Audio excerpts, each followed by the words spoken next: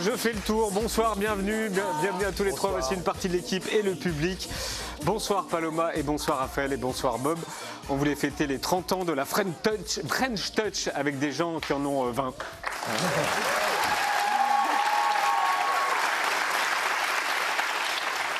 Et puis vous nous faites bien marrer sur les réseaux sociaux tous les trois, donc on va voir 2 ou 3 images tout à l'heure. Christophe Le Friand dit Bob Sinclair, 55 ans, star de la French Touch.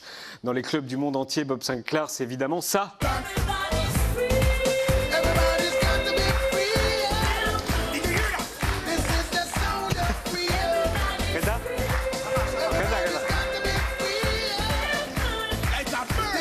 Et puis c'est ça aussi.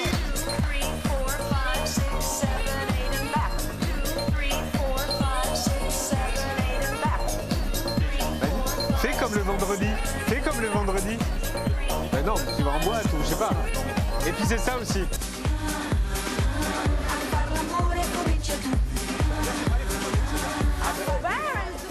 Voilà, elle danse, Paloma, elle danse.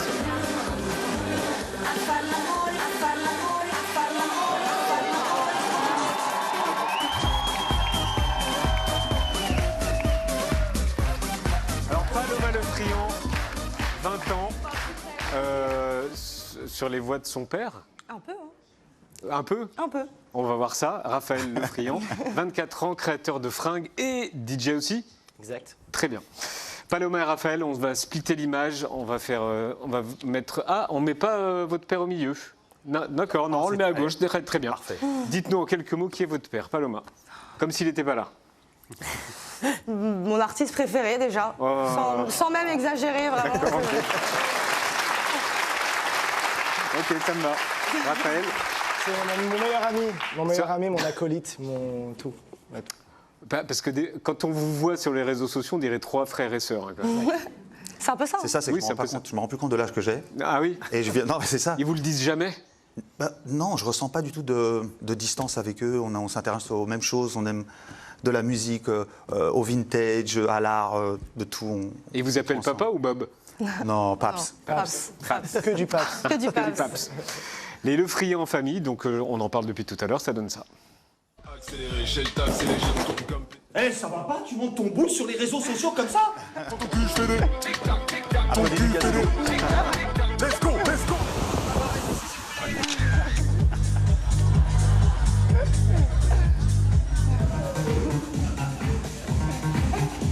Can I kick it?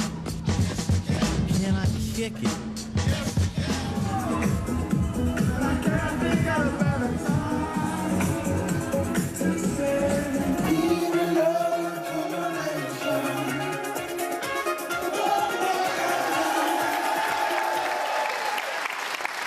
Quand vous étiez petit, vous savez, quand on remplit à l'école, quand on demande le métier de vos parents, vous disiez quoi pour Bob Sinclair? Musicien.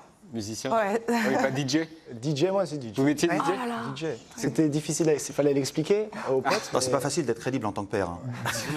Alors, qu'est-ce que c'est le métier de votre père? Ah oui, d'accord, oui, un dégénéré, un délinquant. Donc aucune éducation pour les enfants, aucune limite. Ah, on voit bien. Pourquoi vous avez réagi sur l'image? Parce qu'on était petits, ça m'a surpris, ça fait longtemps que j'ai pas vu cette vidéo et j'adore. Alors vous publiez ce beau livre qui s'appelle Bob Sinclair et DJ Yellow, nos 30 ans de French Touch, je ne sais pas si on le voit, un super livre des origines jusqu'à aujourd'hui, et puis il y a aussi 7 compiles avec à l'intérieur 3 vinyles. Est-ce que vous pouvez expliquer? C'est un projet alors, pas le problème, mais la French Touch, c'est quoi la French Touch? Pour ceux qui ne savent pas, parce qu'il y a des gens qui ne savent pas. C'est une dynamique d'artiste qui est arrivée au milieu des années 90, qui a surtout perdu ses complexes par rapport aux Américains, aux Anglais qui avaient créé ces musiques-là. Voilà, on est tous arrivés ensemble et on s'est dit c'est le moment. Et qui a dit mais qui a dit ça? Qui a dit la French Touch? La légende dit que ce serait Eric Boran du label F Communication qui dit we add a French touch to house par rapport aux productions de Saint-Germain et de Laurent Garnier sur le label F Communication. Moi, je pensais que c'était les Anglais qui avaient inventé ça en disant ouais, les French Touch, arrivent, les Français nous envahissent, bien sûr Daft Punk en tête de liste. Et vous étiez tous copains ou vous connaissiez tous ou parfois Alors, non, il y pas avait du la tout mafia du 18e, la mafia de Versailles et la mafia du Marais. C'était des mafias comme ça, on se connaissait pas. Vous, beaucoup. c'est la mafia du Marais. Moi, je suis la mafia du Ça Marais. Et c'est qui la mafia du 18e? Alors, mafia du 18e, c'était Thomas Bangalter, Daft Punk. Ouais. Versailles, c'était R. Ouais. Étienne de Crécy, je pense qu'il était aussi dans le 18. Mais on se connaissait pas, mais on se retrouvait dans les Il n'y avait magasins. pas de mafia en province? Non. Non, il n'y en avait pas. Non, il y a eu The Hacker. Je crois que The Hacker venait de Grenoble, avec Miss d'accord. Keating, je crois qu'il y a eu Mafia ça. Grenoble. Mafia Grenoble. C'est un mot, bien sûr. Hein, c'est une image. Oui, bien sûr, oui, Mais- non, oui, c'est un mot. À quel moment vous avez compris que DJ serait votre vrai métier? Ah, il n'y avait pas de plan de carrière au début, ça c'est sûr. Hein. Mais maman a cru en moi. Elle m'a dit, c'est sûr que le DJ a été toujours associé à la drogue, à l'alcool, cigarette, donc voilà, moi c'était pas du tout ça. Et c'était aussi un peu. Vous avez toujours été clean. Toujours. Pour ça que je ne me vieillis pas. Moins que les autres, moins vite que les autres. Et à quel moment vous avez compris que les DJ allaient devenir les nouvelles rockstars et les nouveaux sex symboles? Quand j'ai associé Love Generation à la Star Academy et que j'ai fait ma première télé, donc avec la Star Academy, là j'ai vu que ça devenait, je en quelle devenais année, ça identifiable. C'est en quelle année ça? 2005. Avec cette chanson-là? Voilà. Avec celle-là? Donc j'ai fait ma première télé pour la Star Academy et là, Sex symbole. pas sex symbole, mais disons DJ identifiable, Après- statut d'artiste. Je dis ça aussi parce que vous êtes un peu exhibe sur les bords. Là, on voit pas. Voilà, là, voilà. Ah d'accord. Il est un peu exhibe, votre père. Totalement. Bon, quand on peut faire plaisir, Qu'est-ce que vous pensez qui prend les photos? Malheureusement, c'est moi C'est vous qui prenez les photos? C'est lui qui vous demande de prendre les On photos? on est obligé. Prends-moi tout nu, prends-moi tout nu. l'éducation. Il y a une lettre que vous avez envoyée à la SACEM qui est très drôle. Oui. Est-ce qu'on peut la voir? Alors, je sous-signais, donc Monsieur Le Friand, Christophe, souhaiterait que vous teniez compte de la modification de mon pseudonyme de Bob Sinclair au lieu de Bob Sinclair. Quand j'ai envoyé le pseudonyme à la SACEM pour le déposer, ils m'ont dit c'est pas possible, il y a quelqu'un qui s'appelle Sinclair. Donc Mathieu Sinclair, Ouais. frère de Boom Bass, etc., chanteur. Et je leur ai dit mais c'est pas Bob Sinclair, c'est Bob Sinclair. Et donc du coup ils me l'ont accepté. D'accord. Et pourquoi d'ailleurs Bob Sinclair? Belmondo, Magnifique. grand fan du Magnifique et grand fan de Jean-Paul. Ok. On écoute encore quelques tubes de Bob Sinclair. Qui arrive.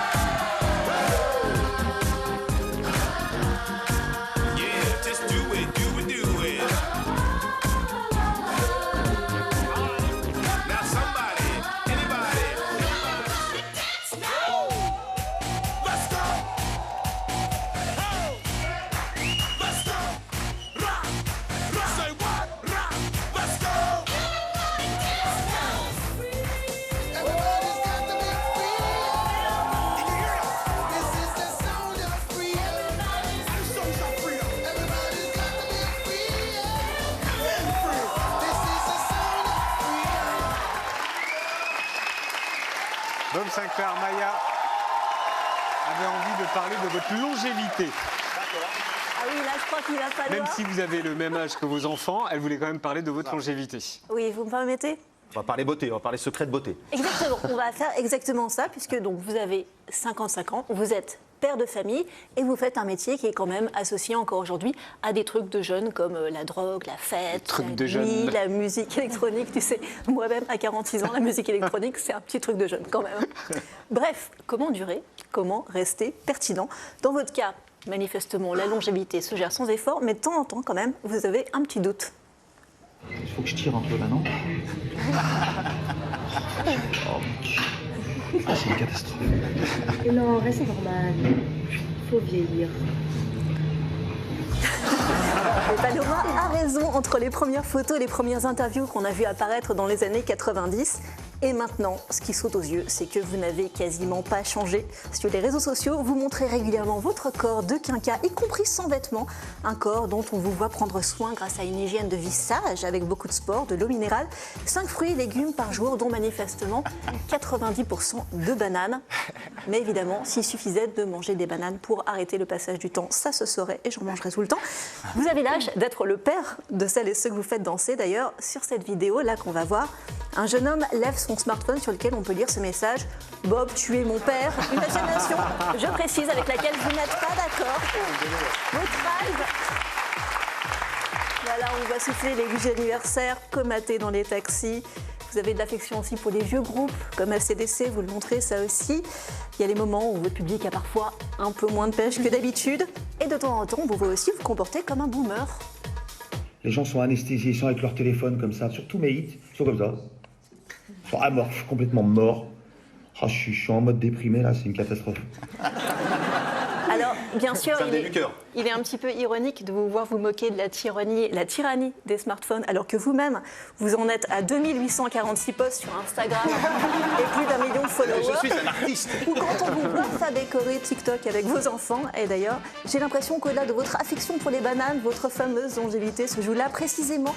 Vous vieillissez entouré de jeunes, à commencer par vos enfants.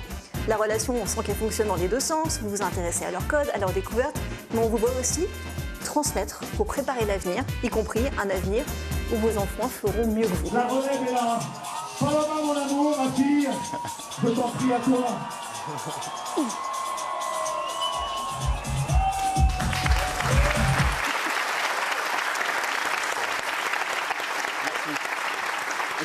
Merci Maya. Est-ce que vous pouvez nous raconter ce qui vous a transmis Paloma, qu'est-ce qui vous a transmis?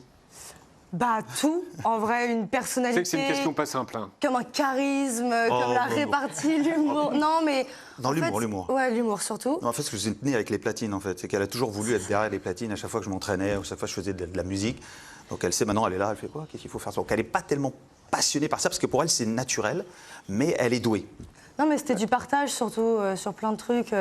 La musique, l'art, la mode, etc. C'était pas un regarde, c'était. Nous, on s'intéressait tout de suite, un peu comme un idole. Enfin voilà, la figure paternelle et tout. On voulait tout de suite toujours copier, toujours faire pareil et tout, etc. Et d'ailleurs, on vous a demandé de choisir une photo dans le livre, et puis vous avez choisi celle-ci, Paloma. Ouais. Pourquoi? Bah, je trouve ça. C'est vous, fou. non?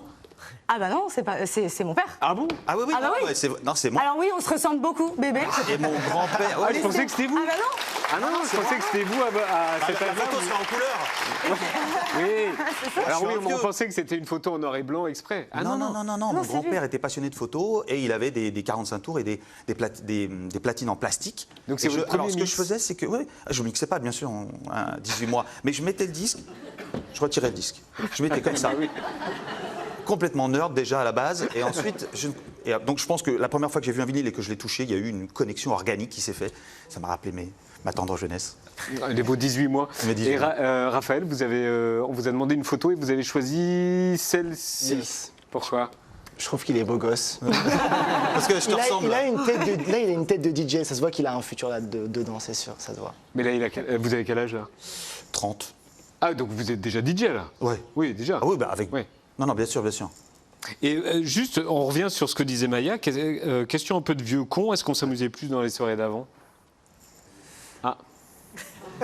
Il va y avoir une C'est-à-dire réponse. qu'aujourd'hui, j'essaye de comprendre hein, pourquoi on vit à travers les réseaux sociaux, on vit à travers son avatar, on se crée une vie sur les réseaux sociaux et en fait, on ne participe pas à l'événement au moment présent. Je ne comprends pas. Et c'est dans les événements sportifs. Ouais, mais là, sur les images, ils sont avec vous, là, par exemple. Alors là c'est Ibiza, Fischer, alors là, il y a une communauté qui est là. Ils sont pas tous là. Mais ça, c'était déjà il y a 2 ans. Et je pense que ça a été ça a changé. crescendo après le Ça a Covid, ça a changé. changé un petit peu. En 2 ans, ça a changé. Ouais, en 2 ans, ça a évolué énormément. Il paraît- Non, mais là, les téléphones sont partout. Mais là, on célébrait un morceau parce que Fischer venait de remixer World All Down. Bon, là, un peu, ouais. Là, oui, un peu de téléphone, ouais. Alors, c'est vrai. Un peu de téléphone. Il y a un chapitre dans le livre qui s'appelle « Le carnet magique ». Et vous êtes venu avec.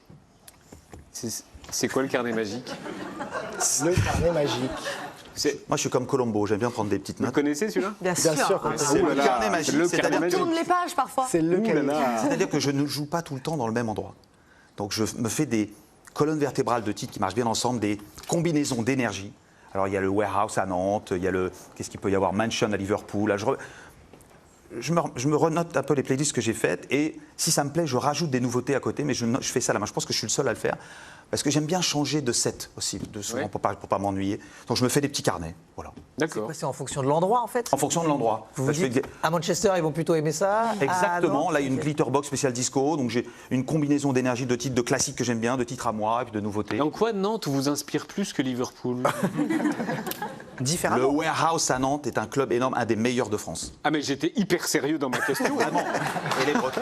Les Bretons d'origine. Et c'est quoi un mix réussi où à la fin on se dit, sachant qu'il y aura la question d'après qui sera le contraire, sachant qu'à la fin on se dit, ce soir j'étais super. C'est un mix où j'ai réussi à capter les gens, capter ils leur ont posé énergie, leur où j'ai téléphone. réussi à leur raconter une histoire, pas à leur imposer quelque chose, mais avec des nouveautés, avec des classiques, avec des titres à moi. Voilà, leur raconter une petite chose, voilà. Et donc, après, les amener dans un climat.